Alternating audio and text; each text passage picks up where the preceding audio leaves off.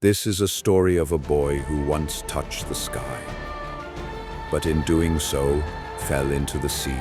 A story of genius, freedom, and ambition, but also of arrogance, disobedience, and the dangers of forgetting our limits. This is the tale of Icarus.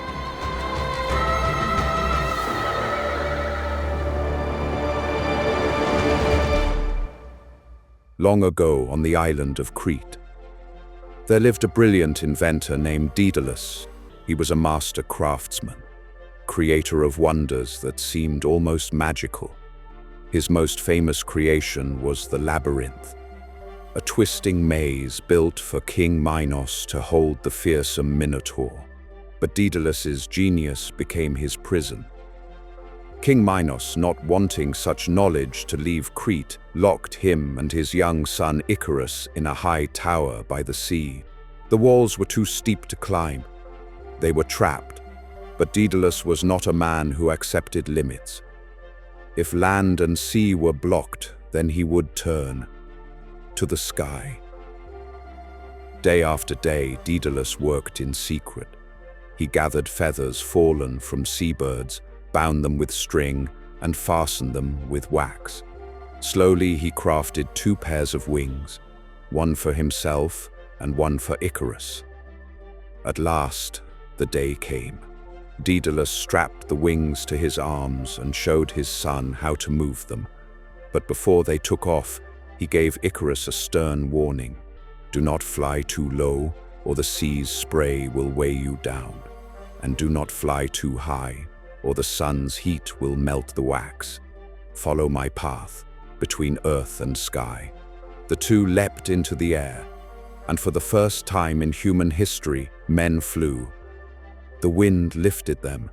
The ocean stretched endlessly below. The towers of Crete grew smaller and smaller until they disappeared. For Daedalus, it was escape. For Icarus, it was ecstasy. He had never felt such freedom. The wings carried him higher and higher. He forgot his father's warnings. He was no longer a prisoner's son. He was a god of the sky. But the higher he soared, the closer he came to the sun. The wax softened, the feathers loosened, and suddenly Icarus's wings failed. He fell through the empty air, past the cries of his father, into the dark waves of the sea below. The boy who dreamed of the heavens was swallowed by the ocean. Daedalus, heartbroken, continued alone. His brilliance intact, but his son lost forever. When the waves closed over Icarus, Daedalus kept flying. But the story did not end there. For thousands of years, people have told and retold this myth, because it is not just about wings and wax, but about us, our choices, our ambitions, and the fragile line between freedom and ruin. What does Icarus really teach us? On one hand, it is a clear warning. Hubris, pride, overconfidence, whatever name we give it, the danger is the same. We all have limits, and when we ignore them, we risk losing everything we hope to gain. But there is also another truth. Icarus was the first human to touch the sky. In that brief moment, he lived a freedom that no prisoner, no subject of King Minos had ever known. His fall was tragic, but his flight was magnificent. Life is lived between those two truths. Stay too low, and we never rise. Fly too high, and we may burn. Daedalus told his son to hold the middle path, not too close to the waves, not too close to the sun. And that lesson carries directly into our modern lives. Think of it. In our careers, our relationships, our ambitions, we are constantly deciding how high to fly. Play it too safe, and we remain trapped by fear, stuck in the tower we were trying to escape. Chase every dream without wisdom, and we may find ourselves unprepared for the consequences. The myth of Icarus reminds us that balance is not weakness, it is wisdom. Yet balance does not mean avoiding risk. Without risk, there is no flight at all. Icarus reminds us that ambition is part of being human. Our curiosity, our hunger for more, our desire to reach beyond what seems possible, those are the very forces that have built civilizations, cured diseases, and taken us to the stars. But ambition must be tempered with awareness, courage paired with humility.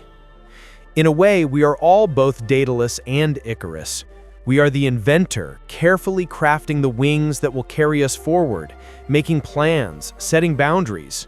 And we are the dreamer, eager to break free, to feel the wind against our face, to rise higher than anyone before us. The challenge of life is to hold those two sides together, to dream boldly, but to plan wisely, to take risks, but to know when the cost is too high.